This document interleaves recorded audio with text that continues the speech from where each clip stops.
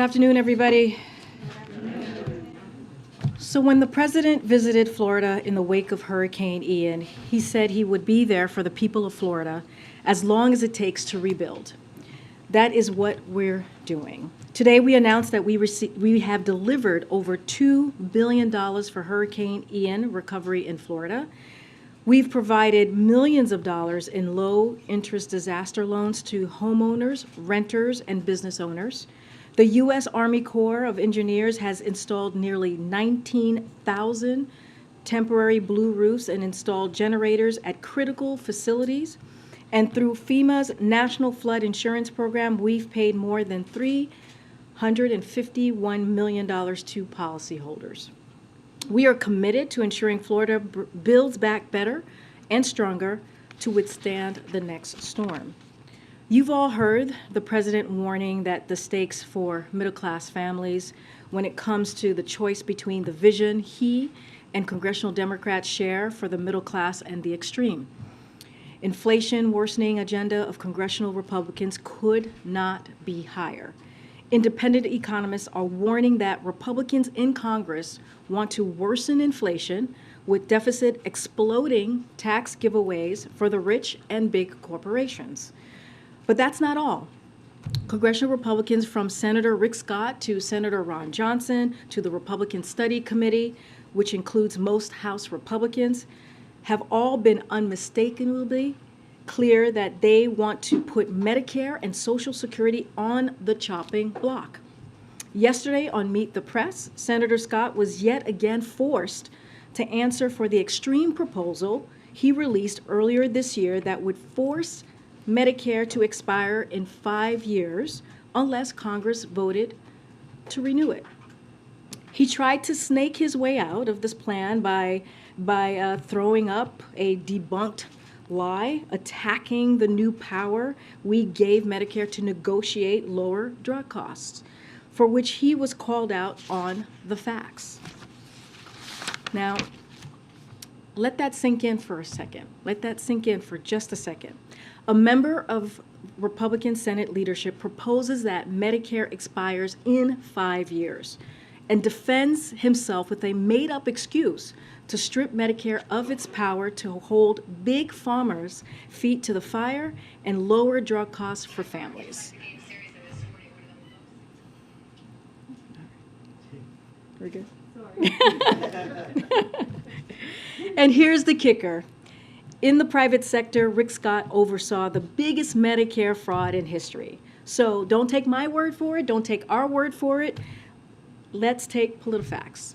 So with that, you really can't make things up. All right, Z, kick us off. Thanks, Karine. I was wondering if the White House has any response to an ally of Vladimir Putin saying that he was involved in election meddling, and if there are concerns here at the White House, or does the White House have assurances for the American people that the elections that are underway right now, that will conclude tomorrow, will be free and fair of any foreign interference? So a couple of things that we want to lay out here, because that's a very important question that you just asked, Lee. So with respect to any ongoing attempts by Russian actors to influence U.S. election. So I'm going to refer you to the Office of the Director of National Intelligence. These comments, though, I'll say this, do not tell us anything new or surprising, as we all know. It's well known and well documented in the public domain that entities associated with Yevgeny Prigozhin have sought to influence elections around the world, including the United States. The U.S. has worked to expose and counter Russia's malign influence efforts as we discover them.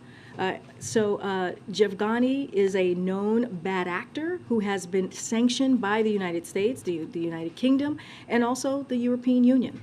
We also know that part of Russia's efforts includes promoting narratives aimed at undermining democracy and sowing division and discord. It's not surprising that Russia would be highlighting their attempted efforts and fabricating a story about their successes on the eve of an election. But to your question, of what we are doing, I've spoken to at the podium about this quite a bit, about the administration's effort to protect the security and resilience of our elections and to safeguard our election infrastructure, including by combating malicious efforts by foreign adversaries to spread this information. That work began before this administration and has continued under the Biden-Harris administration as well. But specifically, actions we have taken to counter these types of malign influence include sanctions. As you all know, we've announced them from here, travel bans as well, exposure, information sharing, foreign investment screening, anti-money laundering, and expulsions.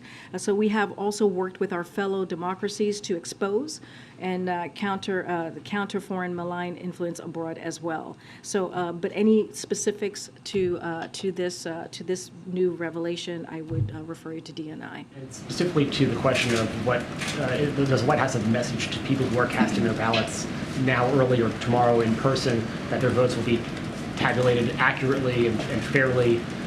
In light of these comments, should people have confidence in their election system? People should have confidence in their election system. As we have said many times before, having the right to vote is the most sacred right, and people should really exercise that right, and they should feel safe in their election process. And just on a different topic, Israeli media is reporting that the president spoke with incoming Israeli, or likely incoming Prime Minister of Israel, Benjamin Netanyahu, today. Can you confirm that, and do you have a readout of their discussion? Yes, I can confirm that. We'll have a more robust readout in a. Oh, yes. I'm confirming a call with the president had with Benjamin Netanyahu. So yes, the president did speak with him today. So confirming that right now to congratulate him on his party's victory and commend Israel's free and fair elections. The president reaffirmed the strength of the bilateral partnership and underscored his unwavering support for Israeli security. We will continue to closely monitor the government formation process. As you know, that is the next process in this. We look forward to continuing to work with the Israeli government on our shared interests and values. We will have a more fuller readout for all of you, as we normally do. Okay. Thanks. Just some housekeeping to start. Can you give us a sense of what the president will be doing tomorrow on Election Day, tomorrow night, and if he has any plans to make an address on Wednesday after the results? So a couple of things there I'll lay out for you all tomorrow and also on Tuesday. So tomorrow and Tuesday, the president will have a full schedule here at the White House. As I've previously said, we expect the president will address the elections the day afterwards. And when we have details on the timing of that, we of course will share it with all of you. But I also just want to note, as you all know, because you guys have covered these past couple of years, in 2022, it took 2 weeks to call every state. In modern elections, more and more ballots are being cast in early voting and also by mail. And many states don't start counting those ballots until after the polls close on November 8th. So you heard the president say this the other night. He has been very clear on this as well. We may not know all the winners of elections for a few days. It takes time to count all legitimate ballots in a legal and orderly manner. That's how this is supposed to work, and it's important for us to all be patient while votes are being counted. This is not just for all of you, but this is also for the folks who are watching. And so I think it's important to just remind folks that's something that people should be mindful of as well. Republican leader McCarthy is clearly expecting that the GOP will take the House. Is this White House prepared to work with the Republican Congress? So I'm not gonna get into hypotheticals. I'm not gonna get ahead of what is going to happen tomorrow. I'm just going to, you guys will hear directly from the president, as I've stated many times before, on Wednesday, the day after the elections. But I'm not going to get into speculation from here. In the closing weeks of this cycle, the president and supporters have talked about the ramifications of a Republican-controlled Congress. Talked about the choice, not a referendum, as the president says. Why is the president, in addition to running on his achievements, not run on a specific agenda? As far as I can tell, there's only one bill that the president has said he would sign if Democrats control both houses of Congress, and that's a bill to codify abortion rights. Why not lay out for the public what would happen if Democrats held both the House and Senate? So I hear the question that you're asking, but I disagree in kind of the premise of the question. And what I mean by that is, if you look at the last 20 months of this administration, and I want to be really always be careful about elections here, talking about that from here, the congressional Democrats and also the president has delivered. And that's why we've laid out our agenda. And our agenda has been to make sure that the American people get a little bit breathing room, to make sure that we have an economy that works for everyone. And we've laid out what one of the president's most biggest priority, right, his economic priority was making sure that we lower costs. That's what the Inflation Reduction Act was so important. Only Democrats voted for it. If you think about when the president walked into this administration, the American Rescue Plan, meeting the moment that we were currently dealing with. We're dealing with a pandemic that had shut down small businesses, hundreds of thousands of small businesses across the country. You know, thousands of people sadly were dying. We had schools that were, that were shut down, and the president met that moment. And also to make sure that communities were were able to protect themselves, right? Local governments were able to protect communities by being able to fund for police officers and bring back teachers. All of those things are what we have been very proud of, making sure that we lay out that agenda. And what we have said is that we are going to continue to make sure that we're lowering costs. We're going to make sure that we continue to make sure that we bring a little bit more breathing room for the American people. And let's not forget student loan aid as well, which is going to help almost 40 million people, to give them a little bit breathing room as well. But I guess my question is, why not a specific package? Why not say to the country, this is what you'll get if you elect Democrats? But why not just tell the country what we have done? Why not just lay that out, which we have? We have laid out what's at stake. We have said there is a choice for the American people. We have been very, very clear. You have all followed the president. He has been across the country talking specifically how Democrats will move forward, congressional Democrats will move forward in delivering for the American people. When you think about inflation, when you think about what the president has done to lower costs, you think about gas prices, taking really historical actions to make sure we tapping into the Strategic Petroleum Reserve so that we can bring gas prices down. They have by $1.25.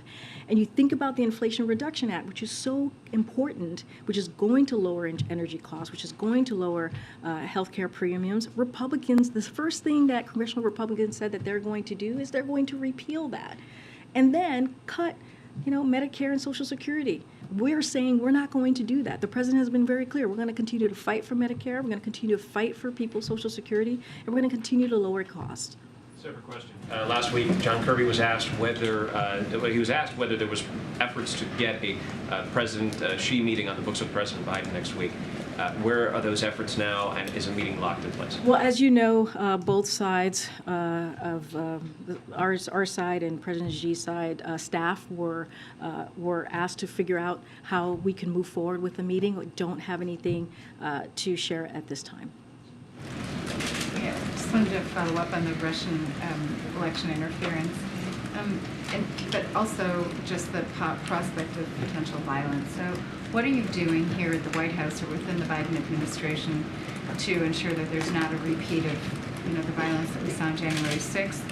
And to what extent should Americans gird for conflict in and around heavily contested districts? The president has said there's 300 Republicans running for office that have already said they will contest, they won't accept the results. So, how likely is the prospect of some kind of violence? So a couple of things, because there are kind of two questions that you just asked there, Andrea. So law enforcement has briefed us that there are no specific credible threats identified at this point. The president has been briefed on the threat environment and directed that all appropriate steps be taken to ensure safe and secure voting occurs, right, in this process. But I want to be clear: Americans should feel safe going to the polls. It is important for Americans to do so. The administration has taken the issue of threats to the safety of voters and election officials seriously from day one. The federal government has been working alongside state and local election officials and law enforcement to take the necessary steps to keep people safe. So that will continue. As far as election deniers, I think that was the question that you were asking me. There are election officials in every state with responsibility to ensure the candidate who won the most votes is ultimately sworn into office. So as the president has said, you heard him say this last week in his speech and many times before, you can't love your country only when you win. And so it remains important to the president and, to state strongly and unequivocally that violence has no place in our democracy. He will continue to condemn violence, as you've heard him say, as you've heard me say from this very podium. He believes other leaders of both parties have a responsibility to communicate just that. And all Americans must unite to stand up for American democracy and our values and our ideals. We were hearing reports that an American was killed in Baghdad of a botched kidnap operation. Do you have any details on that at this point? I would need to connect with our team. I don't have anything to share at this time. Okay. And then just on the agenda, the question that Steve put to you about going forward. So at the beginning of this administration, you talked a lot about the care economy and about some of the other items on the agenda that have fallen out of the legislation that was enacted. If Republicans do win both houses of Congress, are there actions that you can take to pursue that agenda even through executive action? I'm thinking about universal pre-K, those kind of items. So I, again, don't want to get into hypotheticals here, but what I will say, the president has always said his care agenda is a priority to him that he will continue to work on throughout his administration. I don't have a vehicle in which he will choose to do that, but clearly those are, because he introduced it, because he talked about it very early on in his administration, clearly those are items, and also during the campaign, those are policies that he believes are important to the American people, to give them, again, a little bit more of a breathing room that he will continue to fight for. Thanks, Karine. We don't often get a very lengthy Saturday statement from you clarifying the president's remarks from the day prior. Can you walk through what the genesis of that was and whether or not you guys thought that perhaps it would be politically problematic had those statements been allowed to stand? So we just wanted to be, you're talking about so we just wanted to be very clear on that, which is why we put out a statement. It seemed like there was some confusion on that, and so, I want to say this: it was, some of you were there. It was loud and hard to hear, I think, or maybe not exactly what was being said, but I currently don't want to get into punditry from here and why we did it or do it paid or did it on TV. But I spoke to this over the weekend. The president's words, we believe, were twisted. And we were very clear about that. And anyone who knows Joe Biden knows he comes from a coal country from Scranton, Pennsylvania. His great-grandfather was a mining engineer, as you all know. President Biden knows that the men and women of coal country built this nation, and he has spent his presidency fighting for coal communities so that they too can benefit from the energy transition we're in right now. Again, the reason why we put out that statement to you asked me about the genesis. We believe his words were twisted, and we just wanted to make sure there was some clarity. And then I think this week marks the 50th anniversary since the president's first election victory. Might have that always a little off there. He's clearly been through a number of these. I know he's a congenital optimist, as he likes to say. But, he said that yesterday. Can you give a sense in your meetings with him right now, kind of how he's feeling right now, his sense of things, not from a political perspective, Patch Act perspective, but just generally in this moment in time, given both the election but also the myriad of other issues that are on his plate? The president actually said this yesterday, and I think he said it a couple of times over the weekend. He is an optimist. And he believes, he's made it very clear about what's in front of us, about the choices that the American people have, the stark differences between what we're seeing right here in Washington, D.C., between congressional Democrats and also congressional Republicans, and what we have been able to do, what he and congressional Democrats have been able to do to deliver for the American people. And so, he believes that going out there, talking, speaking directly to the American public, laying out what he is seeing and how he sees the future of this country, that it's important. That's why you've seen him out there across the country. But look, I think that, again, he's an optimist. He has faith. In the American values and the American people. He believes that we can reach our best expectations, and so we should continue to do that. And he's going to continue to talk about that as well, the way forward and how we can get there, and make sure we just don't leave anyone behind. Karine, thank you so much. I want to ask you about some of the other comments that Leader McCarthy made over the weekend. He said, I'm very supportive of Ukraine. I think there has to be accountability going forward. You always need not a blank check, but to make sure the resources are going to where it is needed.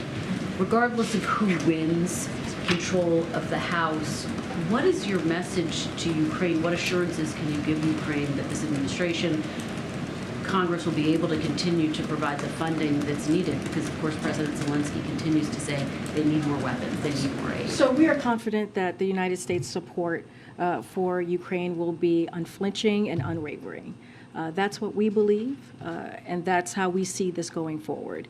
You saw Jake Sullivan say the very same thing while he was in Kyiv on Monday, and reiterated the United States will continue to support Ukraine across a range of areas, whether it's security assistance, economic assistance, or human rights assistance.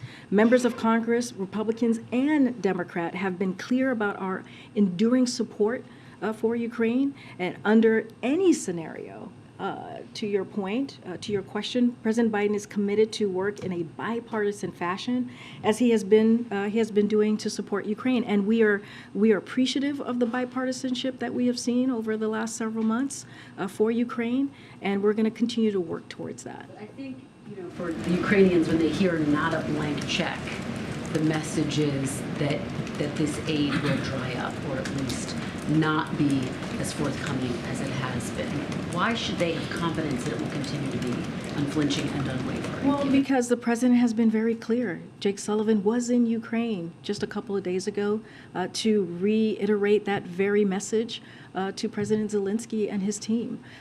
We are in regular contact, as you've heard from us, with President Zelensky and his team on everything that we can do to be helpful to them as they fight for their freedom. Again, I understand the question, but we are going to continue to work very hard to make sure that there is a bipartisan effort as we continue to support Ukraine in their efforts. Since you bring up Jake Sullivan, can I ask you to respond to this reporting that he has been engaged in confidential conversations in recent months with top aides to Russia's President Vladimir Putin, to try to de-escalate the crisis in Ukraine, to try to make sure that it doesn't go in a direction? Yeah, I've seen those reportings. And look, people claim a lot of things about conversations that the United States has or doesn't have. I don't have any specific conversations to read out to you, but I do want to say a couple of things. We reserve the right to speak directly at senior levels about issues of concern to the United States. That has happened over the course of the past few months. Our conversations have focused only on risk reduction in the U.S.-Russia relationship. We continue to adhere to our basic principle of nothing about Ukraine without Ukraine. You've heard the president talk about this. You've heard he's written about this in an op-ed. But we have been careful to protect the timing and the content of the conversation so that we have the continuing ability to reach Russia, and these lines of communication are not cut off. And that's how we have moved forward over the last several months here. And just finally, Karine, as I'm sure you have seen, there's a lot of speculation that former President Trump could announce he's running for president again in 2024 in the coming days, in the coming weeks, sometime this month. How is the White House, how's the president preparing for that announcement? What type of a reaction or response? Again, I was asked this question the other day, and that's not our focus. Our focus is making sure that we lay out the choice in front of the American people. You've heard directly from the president. We're just not, it is just what the former president does or doesn't do is not something that we are focused on from here. And I know you've been asked this, but how much pressure does President Biden, since we are now 24 hours out, feel to make that final decision about whether he's going to run again? Again, I'm going to say what he has said many times, and what I have said from here many times is that the president intends to run, and I will just leave those words there.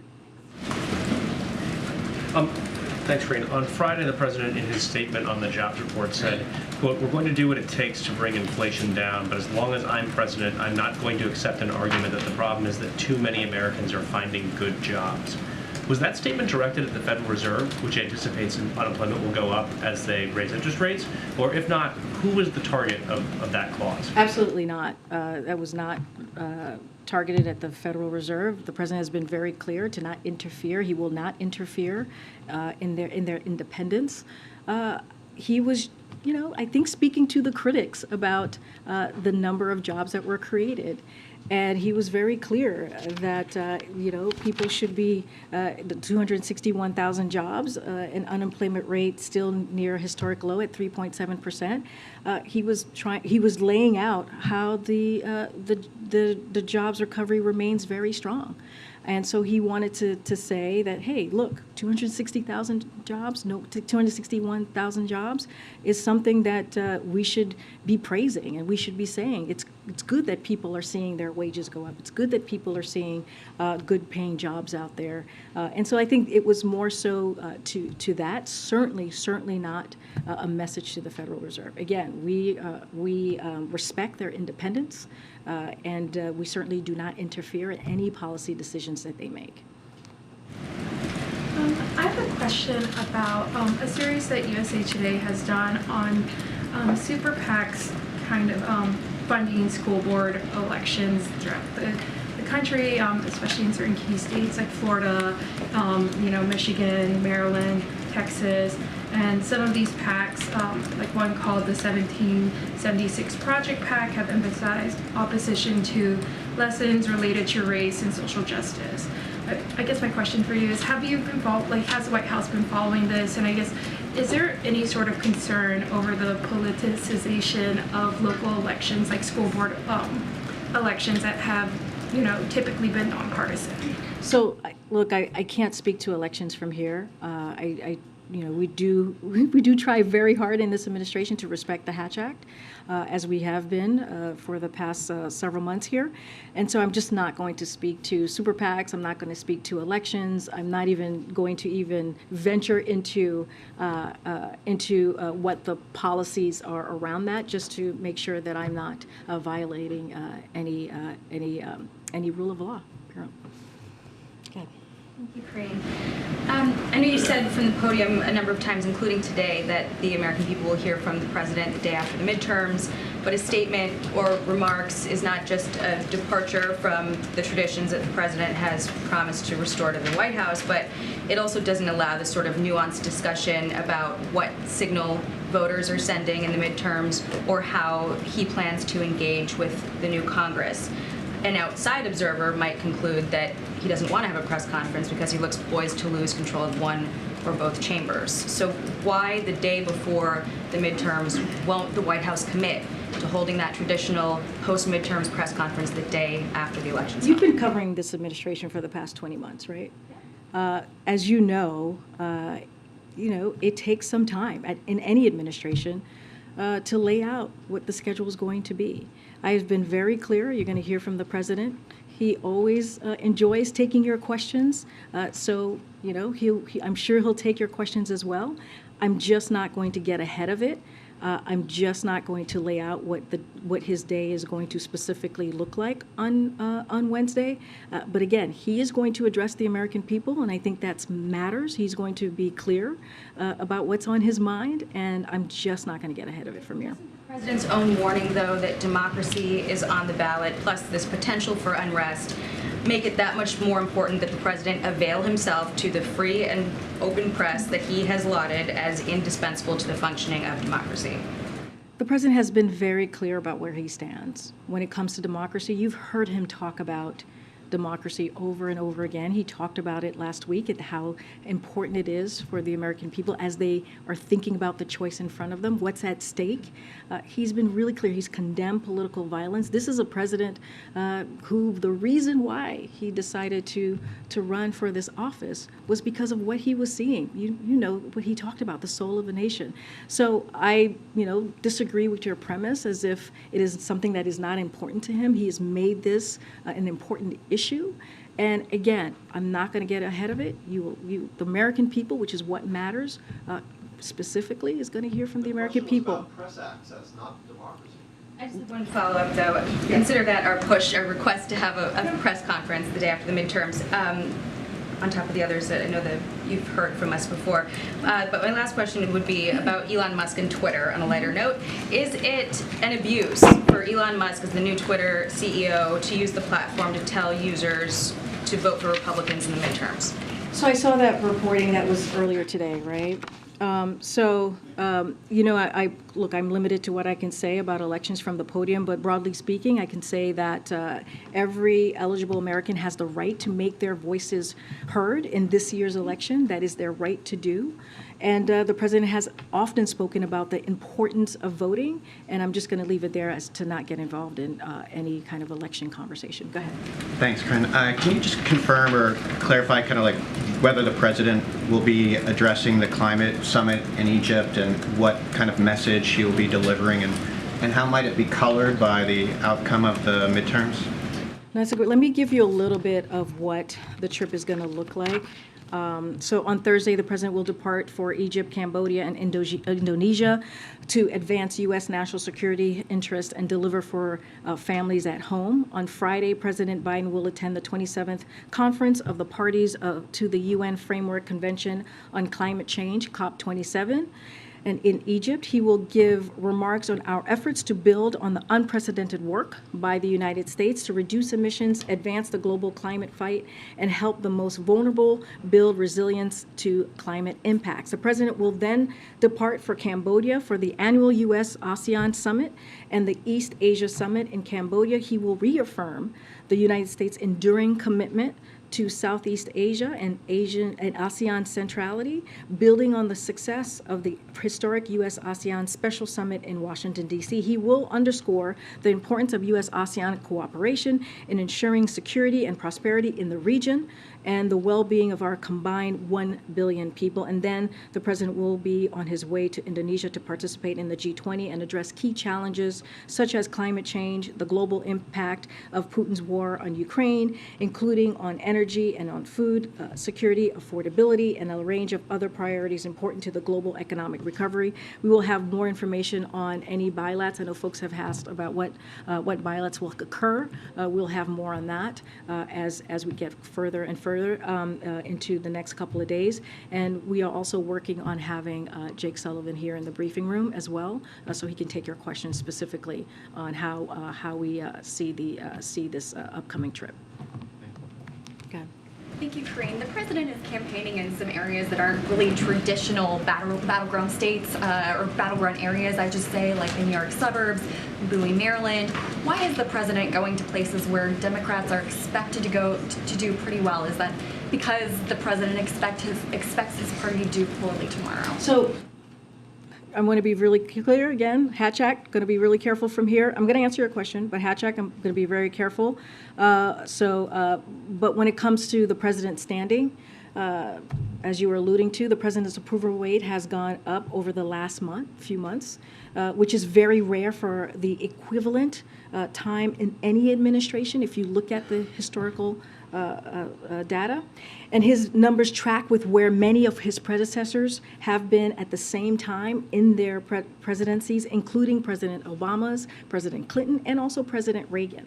So according to some polls, his numbers are above where his predecessors was at this time as well.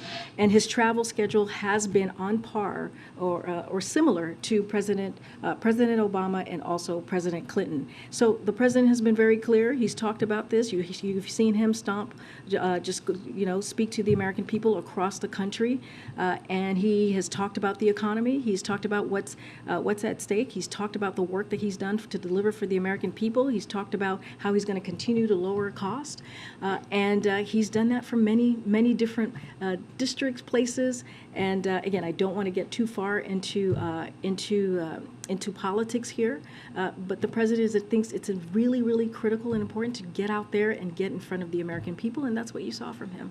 Sure, but is that where he was seen as most needed, or why there, without, of course, like you say, going into specific races? But you did mention Ron Johnson, who's up for re-election. He's also an elected official who has been very clear about what his proposal is going to be for the American people, which is putting Medicare and Social Security on the chopping block, not just 5 years, but in each year. And so we think that's important to call out. We think those are two pieces of policies or that is critically important to the American people. So we're going to speak against that. That's something that the president is always going to speak about that. He's going to fight for the American people. That's why you hear us speaking to that. Look, if the president is traveling, he always says, you hear this in his speeches, that he has gotten a passport, right, from the governor or passport from the mayor. So clearly, it was an invite for him to be there. Really briefly, to clarify something you mentioned here at the podium, you mentioned about the president's statement or what the president said on Saturday regarding coal. You mentioned a couple times or repeated a couple times today that those words were twisted. So who twisted them? Did Manchin twist them? Did someone else twist them? It's how it was reported out was being twisted. So and I want to be really clear because this is important.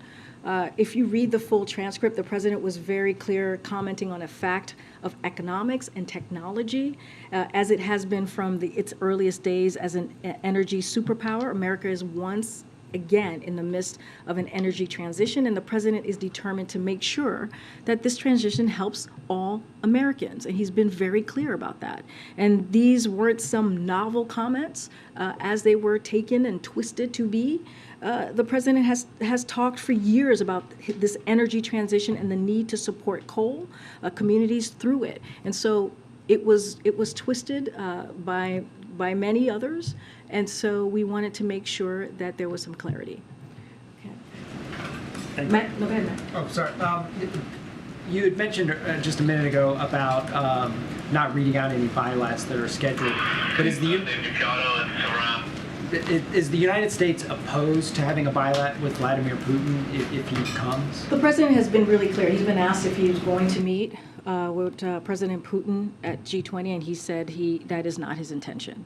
He said he would for E. Greiner, if I recall. Again, the president spoke to this. He was asked multiple times. I've been asked multiple times and basically repeated what the president has said. He has no intention of meeting with President Putin. And then secondly, President Zelensky of Ukraine has said that he won't come to the summit if Putin does. Has the United States weighed into that? So we've been very clear from this podium, very clear about if Russia gets to attend the G20, then so should Ukraine. It would require members across G20 to disinvite Russia, and what I can guarantee you is the United States will show up and be at the table, and we will be unapologetic in our defense of Ukraine and calling out Russia for its brutal war, as we have been for the past several months. But again, we've been very clear on how we see that invite. But if Russia doesn't come, does the U.S. still want Ukraine to come? Look, that is up to President Zelensky and the G20. As I just said, that is something that the G20 would have to decide on.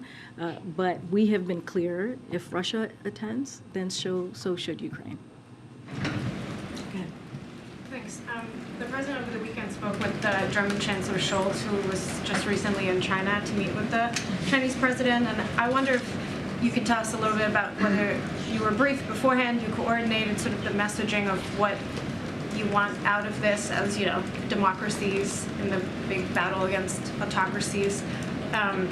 it seems like you weren't surprised by Scholz going there, and whether you think that his trip was actually a success when he got out of it. Xi Jinping seems like he criticized Putin not directly, but warned against nuclear war. Do you think that was a successful trip? Again, we're just not going to go into what a trip that one of our allies undertakes. Like, that is for them to decide and for their own reasoning to take these types of trips. We certainly are not going to comment about that from here. The Chancellor spoke to it. Spoke to it specifically and directly, and so I would leave his words, to answer that question for him, for themselves, but we are certainly not going to comment about it. But he did give a readout to the president in their call, right? That was it. Look, what he did, it's in our readout. I just don't have anything beyond to share from what you guys have. And one more follow-up on Twitter and Musk. Is there any advancement of your conversations on whether or not you would actually pay for your accounts, and how does his comments today, impact that decision-making process, given that he's clearly pushing for it? So look, I don't have any decisions or any policy changes to preview for you at this time. Don't really want to get into hypotheticals at this time. I think there's still some decisions being made from the company. I'm just not going to get ahead of that. Thanks, Karine. The Chinese president is planning a trip to Saudi Arabia before the end of the year. What does the White House make of this trip at a time when the U.S. is reassessing its relationship with Saudi Arabia? Again, not going to comment about that from here. We've been very clear about how we're reviewing our relationship with Saudi Arabia. Once we have something to share, certainly we will do that. The president wants to make that decision in a bipartisan way, as you've heard him say, as you heard us say, because this has been a relationship that has been done in a bipartisan way over the past 80 years. So certainly not going to change from that process. But again, I'm just not going to get ahead of the president. I'm not going to comment on a potential trip or a plausible trip from here that China's going to have. Peru. Do you have a reaction to the protests that have been going on for the few weeks? If you have any readout of any conversation between the administration and the government in Peru, there is a virus mission that is arriving to the country on November the 20th. What do you expect from this mission?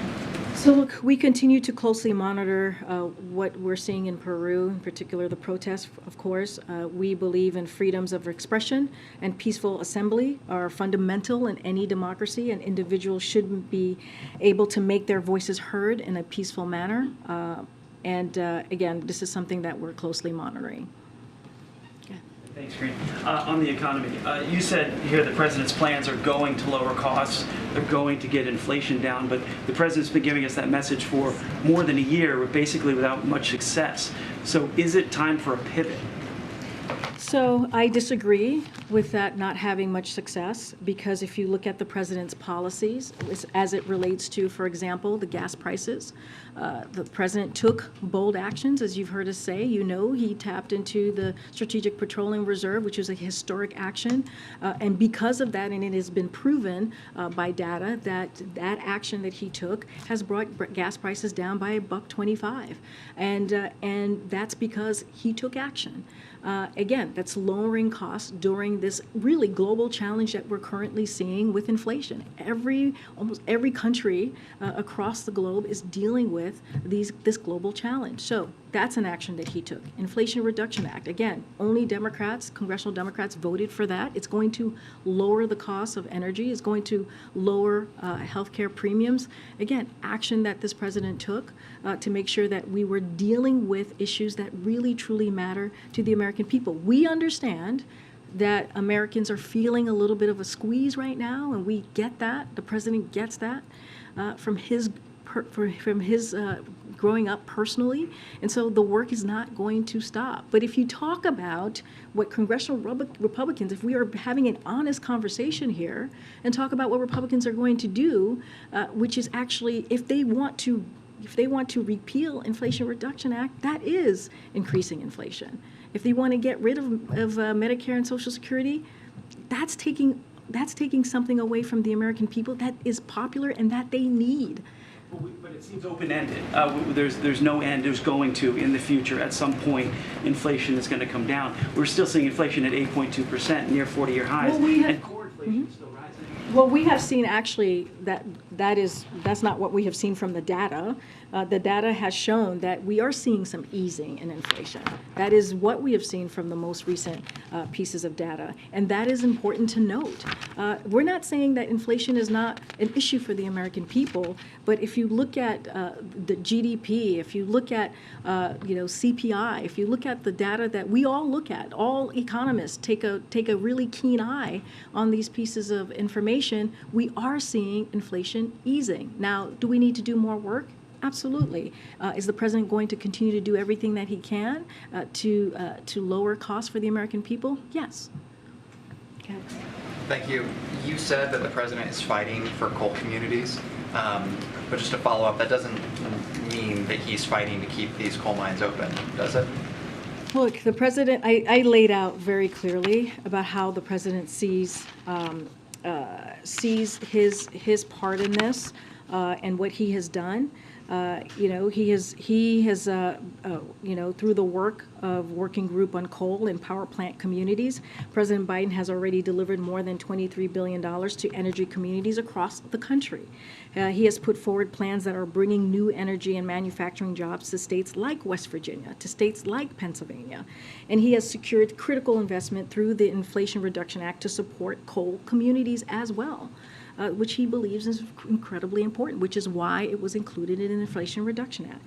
And that's from funding for coal miners suffering from respiratory challenges to billions of dollars in loans to help them seize new energy opportunities. So again, I mentioned this, I just laid this out. While we're trying to help coal communities, while we're trying to do everything that we can to make sure that they have the funding that they need, Republicans, that very same policy, same monies that I just laid out, Inflation Reduction Act, which is where it's coming from, Republicans want to repeal that, taking away the efforts that we're trying to provide for coal communities. So that sounds like you're helping them as the market through economic transition is moving away from coal. That doesn't sound like you're taking any deregulatory efforts or any steps to help the mines themselves stay open. Is that correct? Look, I've been very clear. The president's been very clear on this. Don't have anything more to add.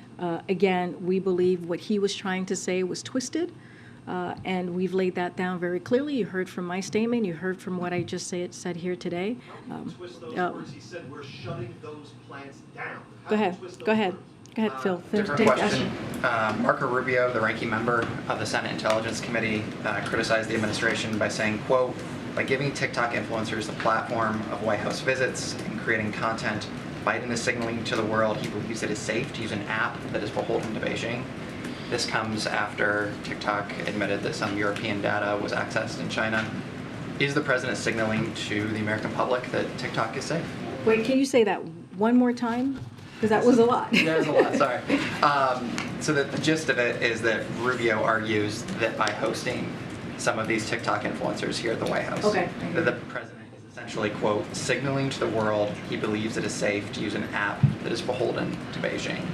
My question is, does the president see it that way? Is he signaling anything about this application? So just to be very mindful here, not going to comment on TikTok while the Committee on Foreign Investment in the United States, as you all know, review is ongoing to address concerns posed by the app. So generally speaking, the Biden administration is focused on the challenge of certain countries, right, which is including China, as you just mentioned to me, seeking for leverage digital technologies and Americans' data in ways that's presently unacceptable and is not safe for our national security. It's at risk, puts our national security at risk. So, look, we are taking the steps that we can to address this challenge. For example, the president issued the first ever presidential directive defining additional national security factors for this very said committee to consider in line with the administration's national security priorities, like protecting America's sensitive data. And last year, the President Biden put forward an executive order to protect American sensitive data from collection and utilization. So we will continue to look for other actions to deal with this. And again, I don't want to get too far into it, but I can lay out what the president has done. There's a risk, and that review is ongoing. Why continue to invite these folks to the White House to create TikTok? I never thought that I'd be asking a question about TikTok, but there are a lot I feel like you've asked me questions before about TikTok. of parents who are looking, at this seemingly benign app, and then they're seeing reports that because of the parent company ByteDance, which is Chinese owned, that there's a risk, and then they see that the President of the United States is appearing on some of their channels. I hear your question. As you know, the president uses different mediums to communicate directly with the American people, including young people. We think it's important to communicate directly with them, but we understand, right? We understand the issues that TikTok presents itself with, and so again, we use different mediums. I just laid out what we're trying to do in our efforts to deal with the issue that you just laid out. Don't want to get too much into it because it's in front of the committee, but we take this very seriously, hence the executive order that the president did, and we will continue to do that. Thank you, Karine. Okay. Thank you. Last week, a White House official told me that the president and the White House was evaluating next steps regarding the architect of the Capitol, who is actually a holdover Trump administration appointee who serves a 10-year term, I believe it is. There was an IG report that said that he was allegedly misusing government vehicles, may have been misrepresenting himself as a police officer in Virginia. Is there any update from the White House beyond evaluating the next steps regarding Mr. Bland's status? Yes, so we take the IG report seriously and the request from members of Congress seriously as well, and are evaluating next steps. And so that's what we're currently looking at this time. We don't have more at this moment to share, but we will certainly share any updates that may come up when we have them. Great. Two questions if I could. One, you and President Biden last week, you've been warning the American people that election results may not be official on Tuesday night, that it may take some time. I wondered if the White House would support essentially having states who don't count ballots early, or who don't count early ballots so that they're ready for Election Day. Would you support having those states change their laws to count early votes so that election results will come in sooner? I don't have anything to share with you on that about changing policies or changing what states do.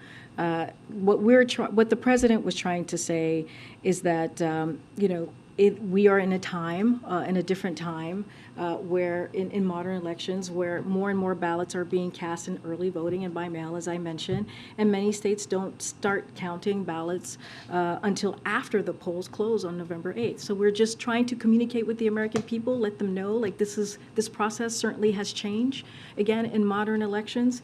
And so, again, it's an important reminder for people to be patient, for people to understand that, and that's what we care about. That's the message that we're trying to put forward to the American people, and I'm just not going to talk about policy changes or what we recommend states to do or not do. And then, I know you were asked this a couple weeks ago, but the World Cup starts in less than 2 weeks, and I wonder if there's any update on if the Biden administration is planning to send a delegation or any officials to attend that.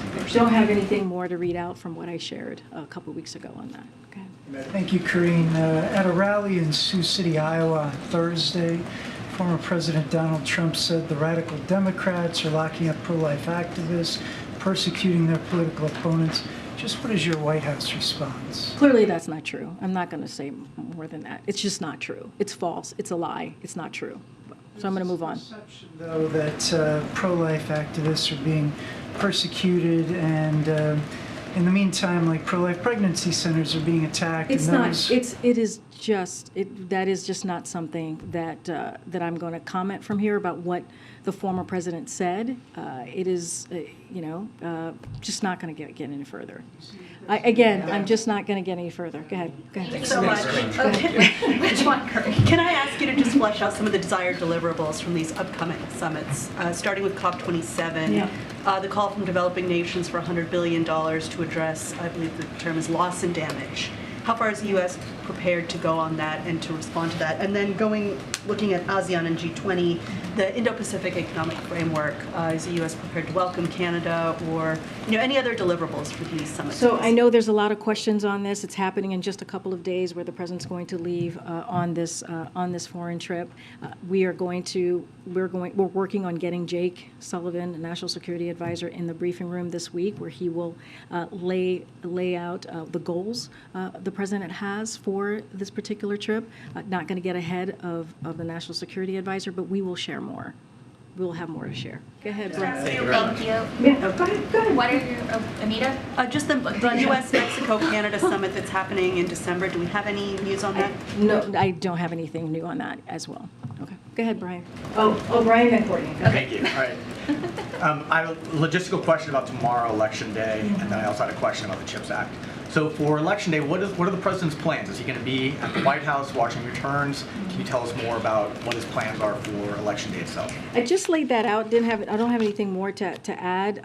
We will share a little bit more tomorrow when we have more to share. But he'll have a robust, pretty heavy schedule tomorrow here at the White House. As you know, this evening he's going to be going to Maryland to speak directly to Americans at Bowie States, more specifically. Again, not going to get ahead of what we'll share tomorrow, but again, after tomorrow, you all will hear from him. And when the president's considering whether to do a big press conference, would he consider waiting until the election results are more clear nationally before having a press conference? Do you guys want to wait to talk to the? I was wondering if that's part of the calculation as the White House. Again, I'm just not going to get ahead of it. I have laid out that what it's been like in modern elections, that it has taken some time for results to come in because of vote by mail, because of early voting. Not going to get ahead of that. But you will hear from the president on Wednesday, and of course, he loves taking your questions, and so you'll hear from him. Just a quick question on the CHIPS Act. One of the companies that lobbied for the CHIPS Act is Intel. They have announced they're going to have layoffs this month, and I'm wondering what the president's reaction to that is. As companies prepare to apply for subsidies from the CHIPS Act in the coming months, what's the president's reaction to one of the companies that lobbied for the CHIPS Act? Yeah, so I've seen those reporting. I think it came out a couple of weeks ago, if I remember correctly. I had not talked to the president about this, his reaction or his thoughts, and so would have to connect with him and ask him. Concerned that companies that push for these subsidies Again, are going to lay off? you're asking me something that I just have not talked to the president about, and once I do, I promise to share that. Okay, Mr. Willis in the back. Can I go really Oh, quick? I'm sorry, Courtney. Thank you. Go ahead. I jumped ahead. I apologize. Go ahead. Thanks. I wanted to ask what the Senate returns next week while you guys will be out of town. Can you talk a little bit about what the president's priorities are going to be in the weeks of the lame duck session, given that it's such a scrunched period of time? I know this is a question that people are looking to have. We're going to wait for Congress to come back and to have that discussion, to have that conversation. I know you said they come back next week. We will. The president will certainly be on foreign travel, and we certainly are going to be talking to them about the lame duck period. There's a lot that needs to happen, right, before we get there. And so once we have more of a robust kind of proposal, what it is that we see what the lame duck is for us, we'll certainly share that. Also talk about the U.S. presence on the ground at the climate change conference. I know the president will be there on Friday. You have a new climate advisor, John Podesta. You have Secretary Kerry. I mean, what's the U.S. presence on the ground going to look like outside of President Biden? We'll have more to share. The NSC is going to have a comprehensive schedule to share in just a day or two with all of you, as we've done in the past, just to lay out what each day looks like, to lay out what each, certainly in this case, summit is going to look like, and including bilats. Just give us another day or two, and we will be sharing that with all of you. We'll have a background calls, as we've done in the past, and make sure that we are providing all information to folks here. Again. President Biden made a pledge last night during the New York rally to approve, quote, no more drilling for oil. But does he see that as being in conflict with his efforts to lower gas prices? So no, we don't see that in conflict. Look, the president was asked about new drilling in the Arctic, and when the Trump administration opened the Arctic refuge for drilling, not a single major oil company actually bid on the sale. And so there is no shortage of opportunity for these companies to produce oil here in the United States. They're sitting on 9,000, you've heard us talk about this, 9,000 unused but approved drilling permits. He said last Thursday in New Mexico that oil companies, quote, should be drilling more, and that if they were drilling more, we would have more relief at the pump. So does he see that statement as being in conflict with the Sunday statement, should they be drilling more or less for oil? So again, oil companies are sitting on 9,000, again, 9,000 unused but approved drilling permits. They're sitting on them. And again, there's no shortage or opportunity for companies to produce oil here in the United States, 9,000 unused permits. And the president has been clear that rather than using their record profits to pad shareholders' pockets, these companies need to ramp up production and also lower gas prices. It is something that the president believes that can be done. Thanks, Karine. Okay, thanks, everybody. Thanks.